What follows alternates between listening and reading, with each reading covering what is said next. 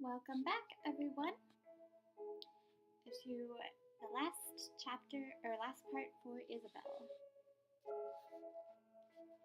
Sleep comes easier tonight, and for the first time in a long time, I dream of clear skies of unrestrained laughter from children playing in the streets and of small, cramped dwellings.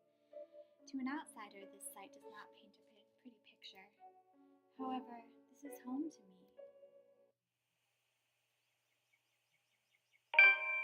Morning dawns bright and clear the following day.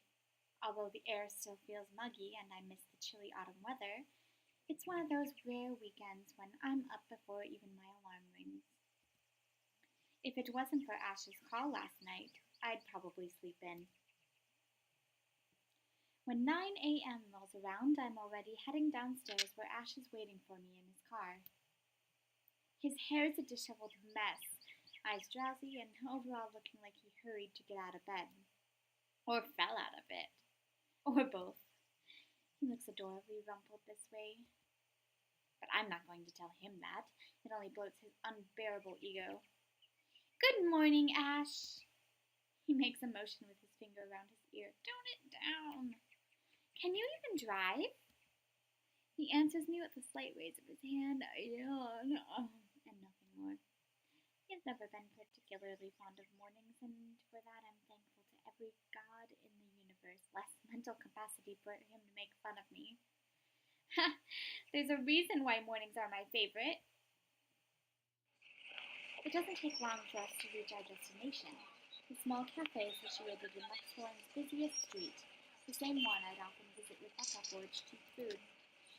I'd never gone here on a Sunday, and it's striking how different it appears without the usual weekday and Saturday rush. The atmosphere especially reminds me of something we also have back home, near the university I attend. Used to. I wonder what happened to it. It was being renovated before I left, so I never got to visit one last time. The place had always had a calming effect on me. But today, despite standing in a place similar to it, anxiety easily washes over me as soon as I step out of the car. I'm quite used to dealing with people I've never met before, thanks to my work, but still, I don't know him. In spite of the fact both Ash and Becca have vouched for him, what will he think of me and my story? What if he thinks I'm crazy? Hell, even my own friends thought so. I draw in a breath to quell the panic beginning to rise in me. Oh well, only one way to find out. A few hesitant steps forward and then Ash suddenly pulling me back by my elbow. Hold on, scaredy cat, not too fast. Without warning, he flicks my forehead. Ow, hard. That hurts! What was that for? He's already walking away when I look up, and I hurry to catch up with him, puzzled. I really don't understand this guy. At least explain why you're flicking other people's foreheads all of a sudden. So rude. Get yourself together, will you? He's not going to bite. He's very accommodating, too. I wasn't scared of him or anything. You don't look like it. Didn't sound like you were okay last night either. Huh? What was the last one? Hey! Don't just ignore me. All questions and retort die on my mouth once he opens the door to his shop. A cast iron bell attached to it chimes softly, announcing our arrival. The smell of freshly brewed coffee welcomes us as soon as we step in.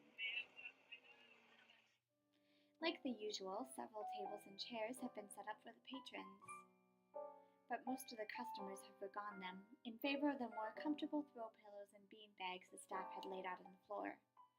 Becca would love to know they have something like this on Sundays. She's been complaining how uncomfortable the library chairs are for a long time now. Ash leads me to a secluded spot near the window where an old man, probably in his 50s or 60s, is seated enjoying a brew and a book. Professor Clark. It's just Andrew now. I'm no longer your Professor Detective Inspector Frey. The guy, Andrew, looks up from his book and gives him a smile. A sheepish look crosses Ash's face at the older man's admonishment. More unusual, in my opinion, is seeing him appear like a parent has just scolded him. But it suggests a familiarity between them, one that goes beyond what someone expects from a simple student and mentor. With another warm smile, he gestures us to take the empty seats opposite him. Have you been waiting long? Quite some time. But I come here early on the weekends. Best time to get there for a serving of bear claws. They're the only place that serves it here. I took the liberty of ordering for you two. I hope you don't mind. I thought it'd be best to talk over a decent helping of coffee. Soon enough, a waiter brings us 2 more cups and sets down a basket of pastries. Aren't you going to introduce the lady? Ah, right, sorry. Isabella, this is Andrew. He's one of my professors back at the university. Andrew, this is Isabella Santos. Santos? Portuguese, Spanish, Brazilian, Mexican, Filipino, actually. It's a pleasure to meet you, Professor. Your name carries a lot of history, Miss Santos. Just Andrew is fine. Don't do what Ash is doing. He doesn't listen to this old man. He doesn't listen to anyone more like. The awkward tension typically precedent for his meetings dissipates after that. I was expecting someone strict and, to an extent, someone severe. But Professor Andrew Clark is definitely the opposite of what I have in mind. More personable kind, similar to a grandfather who dotes on you at family gatherings. It's obvious why Ash has taken a liking to him. Ashton tells me there's something you wish to discuss that I could help with. Let's hear it then. I give Ash a hesitant glance, but he just nods and gestures towards Andrew with his head. He's leaving this to me. It's my story to tell after all. I keep it short and concise. I found a letter in this old mansion. Now I'm cursed. Exactly as I have told Ash and Zach when they asked about it. I don't mention the name of the place. No use saying it now that someone else legally owns it. No use dragging other people into my problems. I'm sure it's the letter that I found. But I don't know anymore. I just want to know how to escape from this nightmare. Of course. We're talking about the one in Ainclem Village, aren't we? How did you... Don't look surprised. There's only one place popular enough here if we're going to talk about hauntings. I once had a colleague who wrote about it in the urban legends surrounding that place. Years worth of study, but fascinating. It's a shame he passed away at such a young age. He would have done a much better job at explaining topics like this one compared to me. Ash and him might disagree, but it's an interesting topic in sociology, if you care to have an open mind. Studying the science and theory behind it is completely different from outright believing it. You don't believe in those stories, sir? Now, this isn't a question of belief. All I'm saying is things like these speak a lot about a place's culture and history. And it's not just limited to ghosts, monsters, gods, you name it, even you, Miss Santos. What about me? How you respond to these stories, it tells a lot about you and your upbringing. It's the same way it tells me why our detective inspector here finds such topics absurd. Interesting, isn't it? My head is starting to spin from all of this. I'm not the smartest person around, but I understand what he's trying to get at, I think. It's still too much to take in at once. I look to Ash for help, but his eyebrows are drawn in a frown. If he keeps staring like that at his cup, I'm pretty sure it'll crack soon. There's still something you're not telling. Didn't I tell you everything the other day? Yeah, but you mentioned the rights. Then you proceeded to drop the topic right after. What's with that? They don't have anything to do with this. Rights? Luke and Hannah, right? Yeah, they're the ones who got the place. I'm not surprised. They're the kind who gets what they want when they set their eyes on it. From what I've heard, word gets around. A heavy sigh escapes my lips. Popular or not, they're just my clients. Albeit a little pushy, but just clients. End of story. I wish he'd stop pestering about them. What is it again that Becca does when dealing with a particularly difficult child? The pesky, annoying kind? I wish I could remember. I certainly could use the same trick right about now. Ashton, look, I know you're trying to help, but the deal's already almost closed. The papers are being prepared. Once it's done, it's over. I'm just their agent. And when is this happening? When what? Is there even a purpose to this line of questioning? Your working relationship with them, when's it going to end?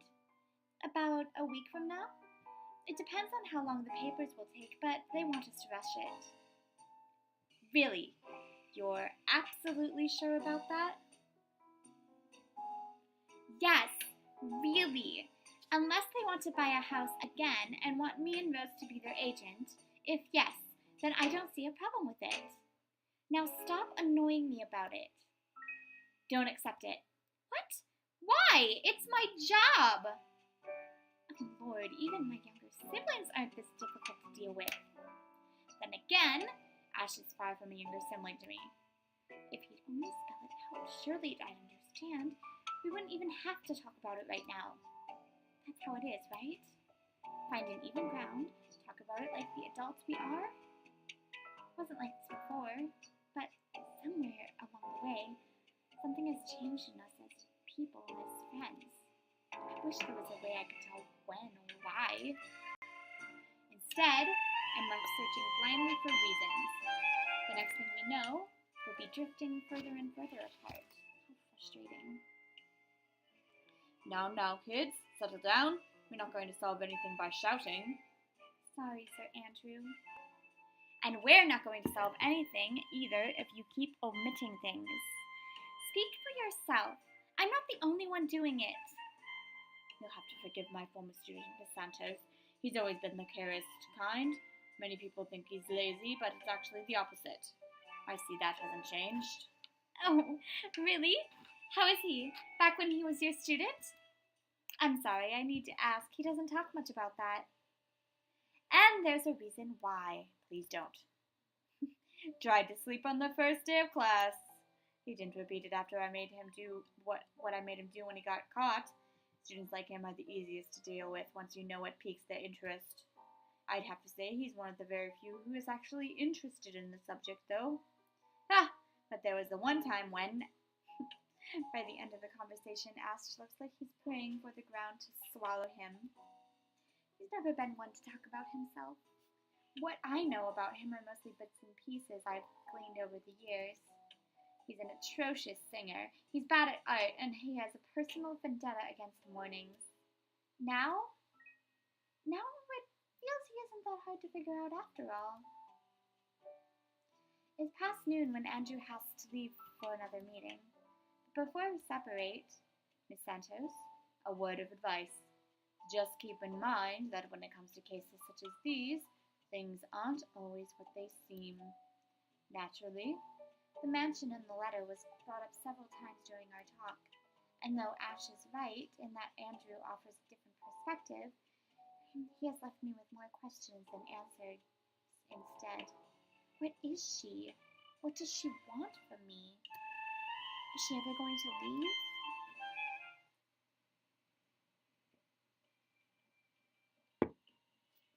They all continue to bug me after we've left the coffee shop. I don't even notice when Ashley takes a different turn on our way back. Where are we going? You can drop me off at the park. Guess. You have 3 chances. I'm serious, Ash. Where are we going? He doesn't answer, but shortly he stops his car in front of a small, nondescript food stall, a little ways away from the movie house. If I wasn't paying attention, I would have missed it without a doubt.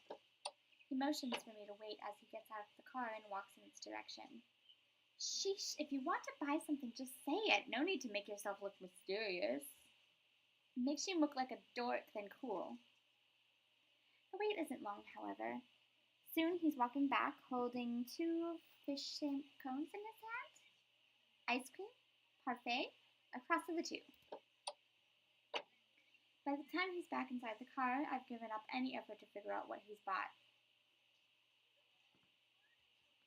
Not that it looks bad, it's actually quite cute. Here, take it. I have to move my head a little when he thrusts it at me to avoid the ice cream and the fruit toppings from ending up on my nose. What's this for? My arm's getting tired. 5, 4, 3, 2. With a wary glance, I take it off of his hands. I still don't understand why there's a need for ice cream today. Nevertheless, I take a small bite. It's actually pretty good. He must have shown in my face because he chuckles as soon as I take another one. Saw the place open the other day when we went to watch Zach's movie. Thought I should give it a try. Doesn't seem like a proud place to get food from time to time. And you're giving me free ice cream because... Do I need to have a reason? Are you really going to ask me that? Here's the thing with Ashton Frey. He does not just treat anyone to free food because he feels like it. He's that much of a Scrooge. Hell, he even asked me to teach him how to haggle once. Haggle! Of all the people who'd ask me that. I'd have expected such a request from Becca, but Ash? No, not at all. If I'm going to be honest, he looks a bit constipated with that expression on his face right now. I think he'll start regretting buying this. The other day, the movie with Zach and Rebecca. Rebecca's there. Yeah, I think so, yeah. Anyway, during the movie, that is to say,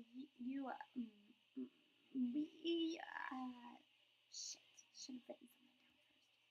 Get to the point, Ashton. Wait, sorry.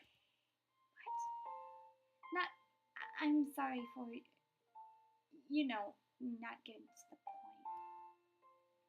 I'm sorry for the other day. I got carried away. I said things that upset you. I shouldn't have done that. I'm sorry. Oh.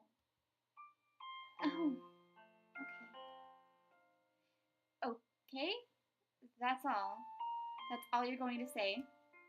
You're not still angry, are you? You didn't have to buy me anything. A simple sorry would have been enough. I bite in the cone again. Small attempt to keep myself occupied and relieve the heat crawling up my face. Doesn't work, but at least I don't have to look at him. Why I'm feeling embarrassed over an apology, I have no idea. It's not like it wasn't called for. They were being mean, especially him, and in that fraction of a second it hits me. He skipped his day off just for today.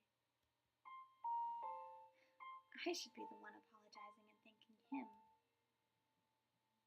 Silence is an awkward company while we finish our respective snacks. There are words for this. For people like us. For understandings and sentiments like this. Yet, in this instant, they won't come. As promised, he drops me off at the park right after. Faces unsaid, still hanging heavily in the air. In this weather, the city park gives off a lazier and more languid vibe than usual. Where children are usually seen running around and playing, there are now people lying, leaning back on their picnic blankets, simply enjoying the afternoon sun. The smell of food drifts from nearby carts, and if the wind blows in the right direction, one would catch the whiff of freshly trimmed grass. Maybe I should try walking home today, to get my mind off things, to try and find the words somehow. I haven't done that in a while. Thanks, Ash, for today. No problem. Say hi to Becca for me. Yeah, I will. Even so, I linger. We both do. A mild, humid breeze brings the smell of dried leaves, warm earth, and a far-off distant memory of false starts and awkward first meetings. Same place. Same people playing the same parts. Funny. How of all the days, my brain chooses to remember it now. Wait, Belle? Ash exits his car, he strides and unsteady when he approaches me. Or maybe this is his uncertainty showing. I'm not quite sure. He's never looked uncertain to me before. Always calm, always sure, always collected. He stops a short distance from me, close enough that he's within arm's reach, but just far enough for his voice to be heard over a decent small talk, if this is what it's going to be. He fumbles for something in his pockets. Here, catch! The small bag lands cleanly on my outstretched hands before it hits the ground. I raise an eyebrow at him, and he responds by shrugging and stuffing both his hands back into his pockets. Somewhere to the side, he finds an interesting spot to look at. Sometimes you have to wait, Papa said long ago. But once, this time, I listen. His voice is halting, hesitant when he finds it again. My mom used to make me carry around one of those when I was young, to ward off evil and bring you good luck, she said. I don't believe in this stuff now, but if it makes you feel safe, since you're a total scaredy cat, then I guess it's okay to give you one to carry around. Perhaps at the moment there aren't any words for it. I've never been good with those. But right now, I could thank him in the best way I know.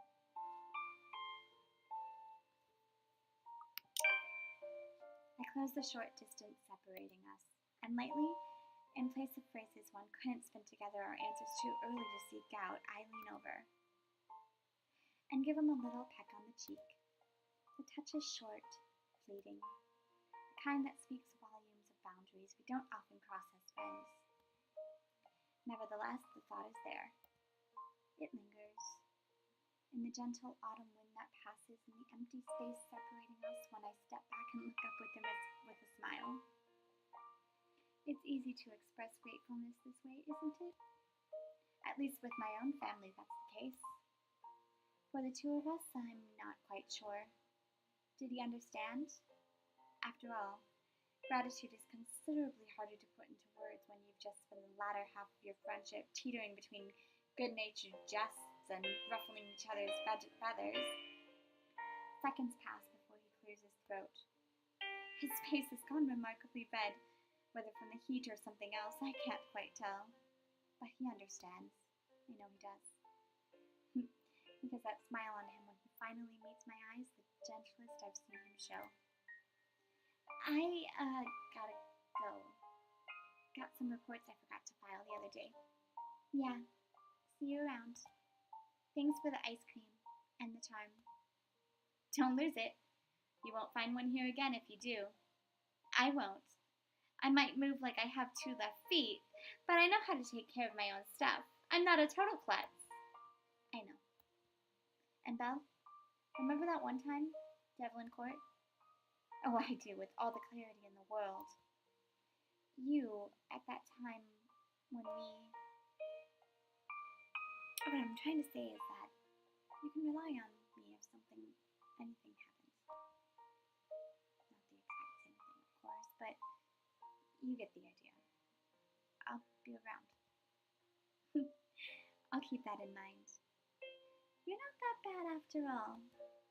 Before leaving, he waves at me one last time. The next time we talk, we'll be back to the way we are. Because at the end of the day, that's how things have always moved between us. What we're familiar with, what we're comfortable with. But for all that, it's easier to put my own faith in him. I just hope I can keep them safe. Keep him safe. A light wind blows again, sending dried leaves swirling and the distinct smell of earth into the air. For the first time, the sunlight feels less harsh. Maybe a walk is good. I need to visit the grocery, too. Come to think of it, wasn't there an art store that opened recently near the park? The cat's name is Brucio, or at least that's what its collar says. It's an odd name to give a cat, in my opinion, but it speaks grace much like the one that it carries. It shows, in a way, he swishes his tail and his eyes follow my hand's every movement. I'm not sure what he finds fascinating in me, to be honest. I wasn't the very picture of grace when he found me, after all. It was a bad idea, carrying 2 heavy bags of newly bought art materials and groceries without help or a sure ride home. In hindsight, perhaps I shouldn't have bought all of these at the same time. I didn't even make it past the park. And now I'm suffering underneath the glaring afternoon sun, hunched up on a park bench and drenched in sweat, in the company of a cat, curiously watching my every movement. I hope it stays where it is. It's just a black cat, but at home they're considered ill omens. Don't look at me like that. I can act graceful as well if I want to. Not that I've acted graceful in my life, of course. Growing up with rowdy younger brothers and sister does that. Or maybe it's the opposite. Mama used to call me a little troublemaker before. Well, graceful or not, there's no use moping. A short breather and then I'm off home. Besides, it isn't like the company's bad, even if it's a cat, as long as it doesn't bite or cross my path. Where's your owner, anyway? He has one, doesn't he? An owner? That's what the collar's for, isn't it? A bandage is wrapped around one of his paws, though. I wonder what happened to it. Did he run away? Well, if you don't have one, I won't be able to take you in. My apartment doesn't allow pets. I tried to bring one home before, a cat, not black, of course, and Rebecca threw a fit before the landlady could. I take a small packet of sweets from one of the bags and pop it open. As I'm about to put it in my mouth, he meows. My hand stops. Do you want one? He doesn't meow again as I'm expecting him to, but I take his unblinking gaze as a yes. I shift the piece to my palm and hold it out to him warily. He sniffs it at once, twice, before... Bruthiel! Like a good, properly trained pet, Bruthiel responds as soon as he's called. Recognition comes as soon as my head snaps in the direction of the voice. Miss McCullough's hard to miss, what with her height. I'm sorry. Did my cat hurt you? Miss Santos, was it? I'm surprised to see you here. Nice to meet you again, Miss McCullough. Were you harmed in any way? I'm sorry. Bruthiel's not exactly fond of other people. Even ran away from the veterinarian right now. Oh no, he was just sniffing my hand earlier. My Bruthiel's a she. She? All this time, I thought. A pause in conversation, if this can be called one, is uncomfortable. We're merely two people working different jobs for the same client. Frankly, meetings like this don't happen a lot, and if it does, a simple nodding of heads is enough. Still, trying to be friendly wouldn't hurt, right? I'm just curious about your work. What about it? There was something guarded in her expression at mention of work, but I pushed through with my question. I just want to know, how is it to work on a house like the Ermengarde mansion? Is it hard?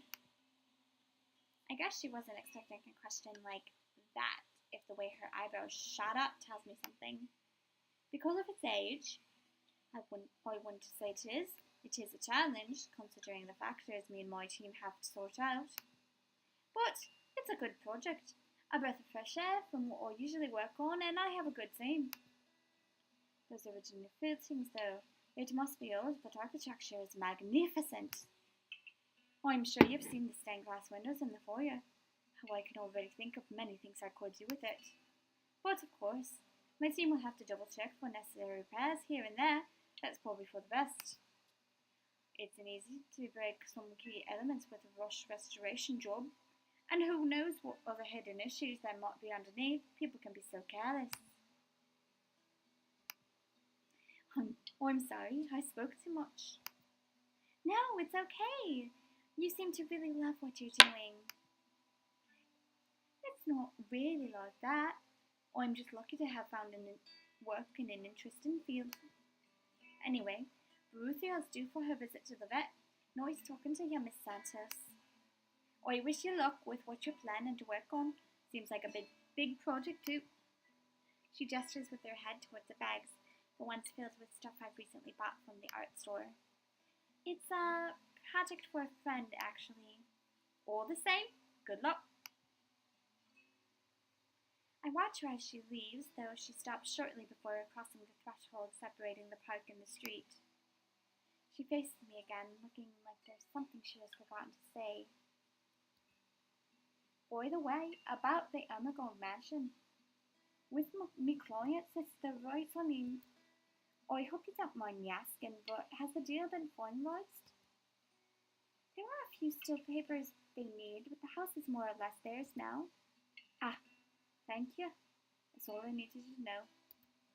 Wait, about the mansion, the letter, the same one they saw. Whoever she is, she's asking for help. Someone. I want to tell Miss McCullough that the urban legends aren't just legends anymore. They're real. She's not going to believe me. Don't mind me. I need to go too. Have a good day, Miss McCullough. I hasten to pick up all the bags I left on the bench and ran as far as my legs can take me.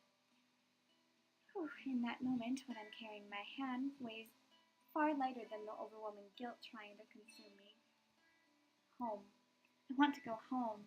Anywhere where I won't be reminded of the house, of her, of my own cowardice. The food tastes less appetizing tonight. A pity. One would think that someone who had been on a continuous binge of instant noodles would find a home-cooked meal enjoyable. But it isn't. Hunger isn't what's gnawing at me tonight. Neither are my sore muscles. The TV runs loudly in the background, but what it says barely registers in my brain. It's hard when the things you're trying to forget keep returning to the forefront of your mind. It distracts you, eats at you, devours you. I wish this would stop. I wish I wasn't the one who picked it up. I wish it was someone else. In other local news, a woman was found dead in her home yesterday evening. Luxburn police officials are currently investigating the crime scene, but have classified the case as homicide. Huh? The victim, identifies as Rose Pamela Cooper, 33 years old, working as a real estate agent. Rose? Discovered lying in a pool of blood in her two-bedroom flat with the words "Help me" repeatedly written on the walls. No. This isn't what I want. This isn't supposed to happen. None of this is supposed to happen. No one's supposed to die. Those are just stories, right?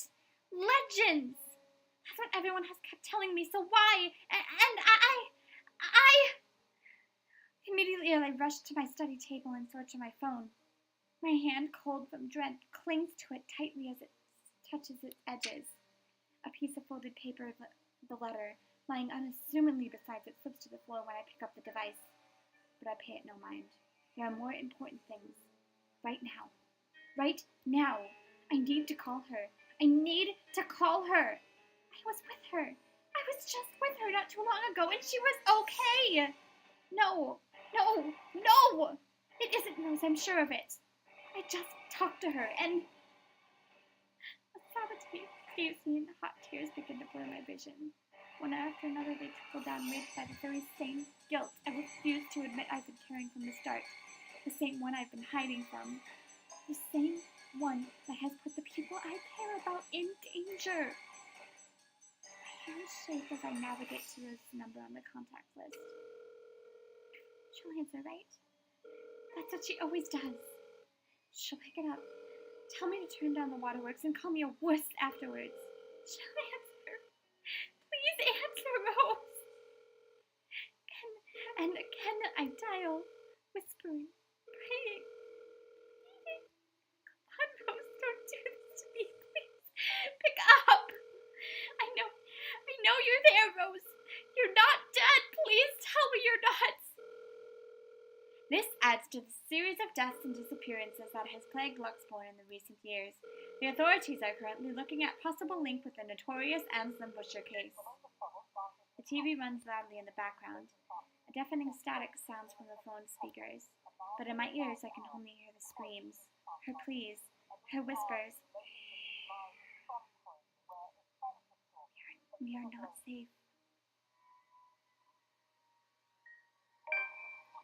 buzzing sensation jolts me awake.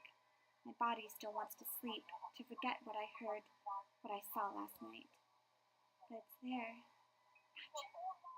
prodding at me. Slowly I become aware of how awkward my position is, and the aches that accompany my sleeping in a curled-up position the night before, if I even slept at all. The memories are impossible to forget now that Rose is gone. I say it's easier when you say it out loud. Instead, the words weigh heavier on me each time. She's gone. Gone. Because of me. Gone. Because of one letter I was too curious to look at. I should have been more careful. I should have just kept my mouth shut. I should have destroyed it before anyone else got involved. I should have... Notification light on my laptop blinks incessantly, mockingly when I look at it, as if it's calling me back to a sense of normalcy. I check it nevertheless, out of habit more than anything. If this were one of those typical days, I'd happily comply and get myself to our office. Today my limbs just feel heavy. On the one hand, going will keep me busy, take my mind elsewhere. On the other, the place in itself is a stark reminder of what my own fears have cost me. I should just... Moving won't get me anywhere. This is just like one of those things, isn't it? You deal with it with a smile, no matter how bad things get, and hope for the best. Although my whole body feels like letting, my limbs are sore, I push myself away from the chair and head for the shower. The letter I dropped on the floor last night flutters open as I pass by, unfolding for no one else but me to see. Every word written on it glares back at me. They sneer. They ridicule, like living beings fully aware of what they've done. With a huff, I pick it up and shove it into my bag, perhaps with more anger and frustration than I'm used to showing. This, too, I'll deal with. Somehow. I'll find a way to make things right. I have to, before it takes more people from me, even if I must do it on my own. Papers bustling, telephones ringing, feet shuffling. Overall, today looks like a typical workday at Briar BLC Corporation, except it isn't. The air is thick with tension and unspoken questions. No doubt everyone present has already heard about Rose. If they missed last night's report, they'd likely see it in the morning news, in the papers, or on various news sites on the internet. Everywhere is a bitter reminder. In fact, everyone's given me a wide berth, as though the mere mention of Rose would be enough to trigger something in me. It's appreciated, but it only serves to create a bigger hole in the place Rose has left.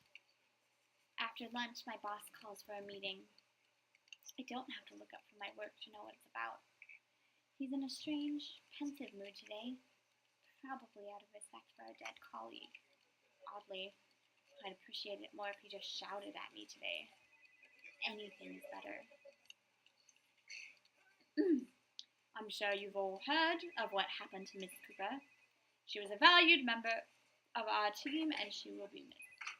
There's no date for a funeral yet, but those who wish to attend kindly speak with your representative supervisors.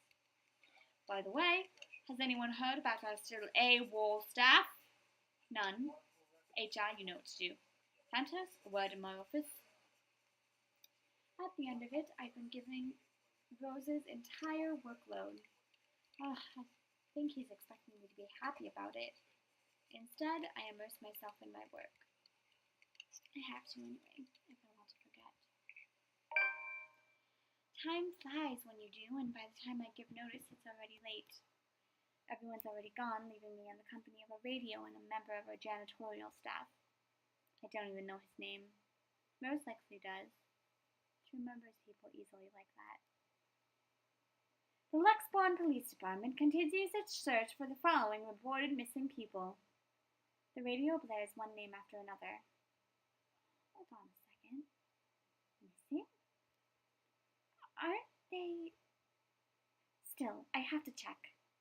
Frantic, I turned back to my desktop.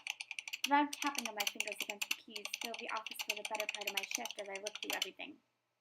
The background about the place, its history from the current owners, and a list of employees hired under BRC. And I'm right. Of course I am. BRC may have a lot of staff, they may have a lot of agents hired, but I'd remember those names anywhere. After all, they're also part of the crew who worked with us in preparing the mansion for the open house. Then the letters... No, that can't be. I hope it's not what I'm thinking. But Rose's... Something snaps into place in the fraction of a moment. These people, Rose, the letter. I need to... No. If it's like this, you still won't believe me. I have to make sure of it first. Evidence doesn't lie. That's what Ash often says, right? If I have proof, then maybe... No, I don't want to get my hopes up yet, but maybe there's still a way I can save them. The letter, my phone, papers, anything that will be useful. I grab all of them and stuff them in my bag. I can't stay here. There's something I need to do. There's something those people should... The noise cut sharply through the room, stopping my hand short of cramming a pen in my bag. Hello? Anyone there? Someone must have left their printer open again. I may be in a hurry, but if I don't turn it off, another person is certainly going to have a fit tomorrow over wasted company resources. Most of the time it's Rose who does the nagging, but the clicking of my pen in my hand is a welcome distraction as I search for the said object. Each stride my feet takes also echoes throughout the empty workplace. I've lost sight of the janitor minutes ago, and with me being the only one left, the tapping of my feet against the wooden floor is something I've soon learned to appreciate. It doesn't take me long to find it. By the time I turn it off, 5 pages are already strewn about the ground, the paper tray also having the light jar. Sighing, I pick up each of them and put someplace proper. But the page that greets me next makes my blood run cold. The chill that makes its way up my spine is as numbing as that day in the attic. The sheets crinkle under my tense grip. All I can hear is my breathing as it rasps through my gritted teeth. But before I can either gather myself, take the first steps out of here, total darkness suddenly envelops me. And I'm hearing every horrid thought running inside my head right now, something snaps. Softly grating through the thin veil of smoothness that has descended in the room. Every muscle, every bone in my body goes rigid at that sound. Familiar. So familiar now. Yet my own traitorous curiosity still presses me to take a careful peek over the cubicle's wall. It's her, standing in the only exit of the office, albeit facing away from me. She doesn't even need to turn around for me to know it's the same misshapen face, tattered clothes, and unsightly gait. The same person in the attic. I take a step back. The pen holding slips from my hand and her entire head turns.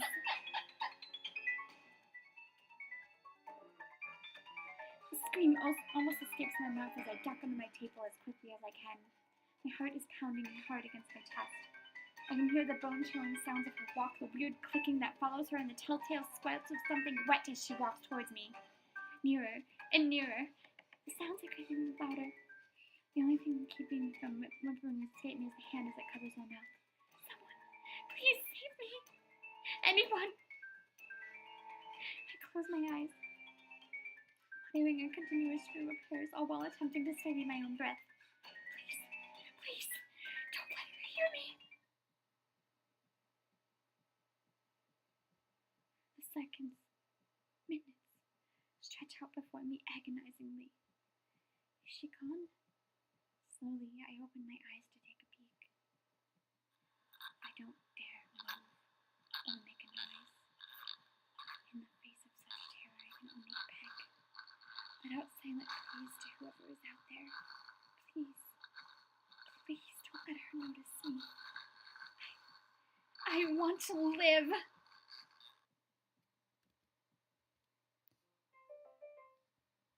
And that is all with Isabella. Thank you very much.